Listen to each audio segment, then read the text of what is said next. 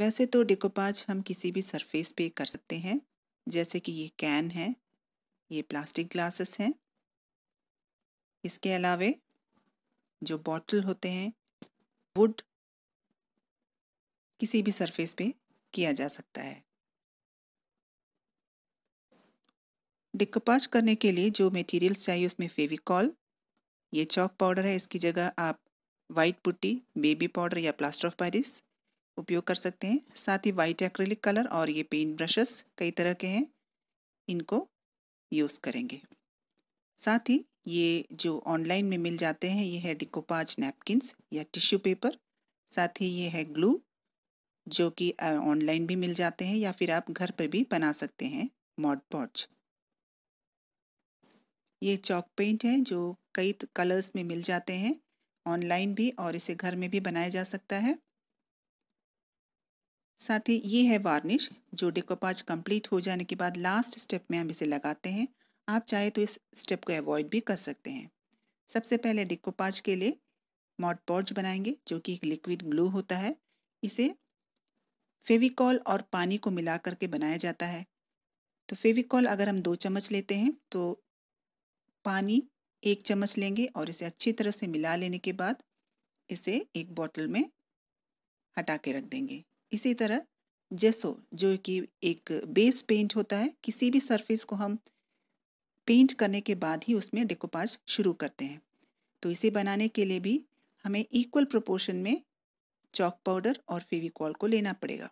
जैसे कि 3 चम्मच अगर हमने चॉक पाउडर लिया है तो 3 चम्मच ही फेविकॉल भी डालेंगे और इसे अच्छी तरह से हम मिक्स कर लेने के बाद इसे, जो अगर वाइट जेसो चाहिए तो वाइट कलर डालेंगे, एक्रिलिक कलर। अगर ब्लैक चाहिए तो ब्लैक, या जो भी कलर चाहिए उसी के अनुसार हम एक्रिलिक कलर्स डालेंगे। तो अब इसमें मैंने 2 चम्मच डाला है वाइट कलर और अच्छी तरह से मिलाने के बाद इसे भी बॉटल में हटा देंगे और इस तरह ये रेडीमेड घर में बना हुआ जेसो तैयार। अब इसे इस प्लेट में डाल करके हम 1 या 2 कोट अच्छी तरह से करेंगे और इसे देख लेंगे कि ये अच्छी तरह से कोटिंग हो चुका है या नहीं, और इसके बाद इसे सूखने के लिए हम छोड़ देंगे। मैंने यहाँ कुछ कोट्स प्रिंट करके ले लिए हैं। साथ ही ये है जो आज के डिकोपाज में हम यूज़ करेंगे, वो ये 2 नैपकिन्स हैं। अब ये हमारा प्लास्टिक का जो प्लेट है वो सूख चुका है। तो सबसे पहले जो कोटिंग है उसे काटेंगे।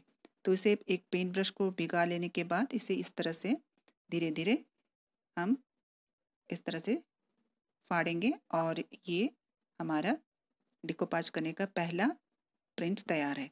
तो इसे मॉड पॉड्स को नीचे लगाने के बाद उसे फिक्स कर देंगे और अब जो टिश्यू पेपर है उसके 2 सतह है, उसे हटाने के बाद जो जो डिज़ाइन है उसे हम इसी तरह पेंट ब्रश को पानी में भिगो लेने के बाद इसे काट के निकाल लेंगे।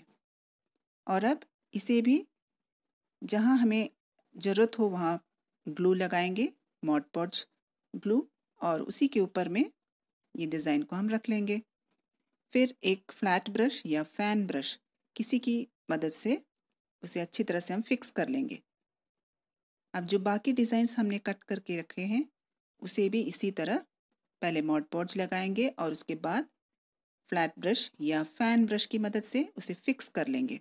ये बिल्कुल ड्राई होना चाहिए जो ब्रश हम ऊपर से चलाते हैं, और बाकी सभी डिज़ाइंस को अपनी इच्छा अनुसार हम फिक्स करते चले जाएंगे। बिल्कुल सावधानी से हमें करना है ताकि ये फट ना जाए।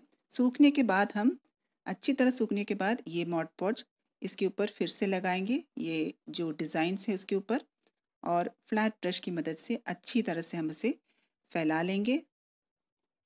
कोई भी सतह छूटनी नहीं चाहिए। अच्छी तरह से बिना हवा इसमें घुसे अच्छी तरह से हम इसे सुखा लेंगे। उसके बाद फ्लैट ब्रश को अच्छी तरह से हम ब्रश करेंगे। अब ये हमारा डिकोपाज का ये स्टेप कंप्लीट हो गया है। अब हम इसे सूखने के लिए छोड़ देते हैं। इसे सूखने के बाद अब हमें इसे पेंट करना है। तो इसके लिए इस तरह के डैबर ऑनलाइन भी मिल जाते हैं। ये स्पंज से बने होते हैं। मैं यहाँ घर में बनाई हूँ। स्पंज को काटने के बाद उसे एक पेंसिल में फिक्स करके अब इसे जो भी शेड है डिज़ाइन में उसके अनुसार करना है। तो मैंने यहाँ सबसे पहले पिंक शेड लिया है और पिंक शेड को डैबर में ये अच्छी तरह से डुबोने के बाद इसको अब पूरे प्लेट में अच्छी तरह से पेंट कर लूँगी।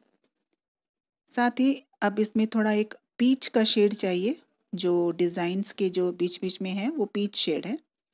तो मैंने इसमें थोड़ा येलो कलर मिक्स कर लिया है। तो अब ये पीच शेड हो गया है।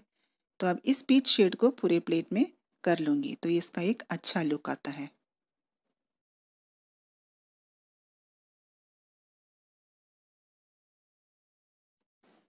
इसके बाद जो पार्ट छूट जाते हैं, थोड़ा बहुत छूटा हुआ रहता है, उसको इसी तरह के छोटे पेंट ब्रश की मदद से हम इसे फिल कर लेंगे कलर्स को। और ये अब अच्छी तरह से मिक्स हो गया है। अब ये जो कोट्स का जो पार्ट है उसमें ब्लैक एंड वाइट कलर का एक शेड है। तो इसको पिंक और ब्लैक के जो आउटलाइन है इसे मिक्स मैच करने के लिए मैंने ये कलर को भी ले लिया है और इसे भी डैबर की मदद से चारों तरफ अच्छी तरह से मिक्स मैच कर लेंगे। तो ये सूखने के बाद कुछ इस तरह हो जाता है। ये डेको मैजिक या डेकोपाज का एक ग्लू है जिसे मॉड पॉड्ज भी कहते हैं। इसे मैंने ऑनलाइन ख़रीदा है। आप चाहे तो इसे भी लगा सकते हैं या फिर घर में बनाया हुआ जो मॉड पॉड्ज है ग्लू यानी कि फेविकॉल और पानी के मिश्रण से जो बनाते हैं उसे भी लगा सकते हैं।